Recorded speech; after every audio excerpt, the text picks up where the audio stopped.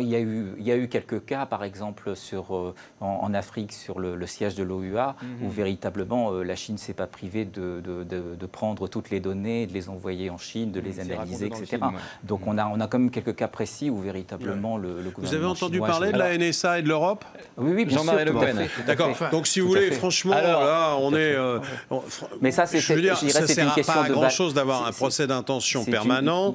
Je ne dis pas on va vous laisser parler à la mangue, mais peut-être effectivement, Jean-Marie Le Guen, sur ce sujet-là, la NSA sont les Américains. Effectivement, il faut rappeler qu'en 2013, on a découvert qu'ils avaient notamment espionné Angela Merkel. La logorée du complotisme américain, moi je voudrais qu'on aille directement sur l'idée juste qu'un pays, quel qu'il soit, a le droit de se donner de la régulation et de la souveraineté. Et donc, quelles sont les conditions de cette souveraineté?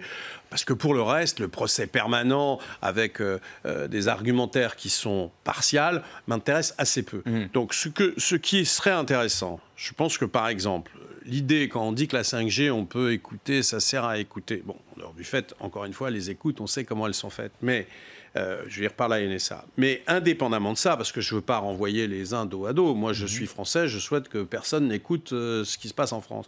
La 5G, la particularité de la 5G, c'est que ce sont des réseaux décentralisés.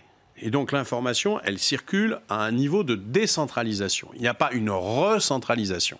Donc je ne crois pas beaucoup à cette théorie, je ne la vois pas très bien être démontrée sur la problématique de l'espionnage. Ce qui est, contrairement à ce qui a été dit, je crois un problème qui se pose à tout le monde et à tous ces systèmes 5G, c'est que une partie de cette affaire, qu'est-ce que c'est un système 5G? C'est quelque chose de physique et c'est un logiciel.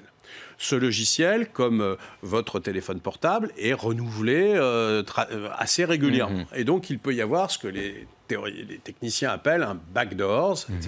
Dont on parle dans le film, cette espèce de porte de derrière. Le vrai risque qui doit être regardé très objectivement, c'est qu'il y ait des hackers, qu'ils soient d'État ou privés, qu'ils soient chinois, américains ou français, qui viennent effectivement rentrer dans les logiciels de gestion et créer des éléments de perturbation de ce logiciel.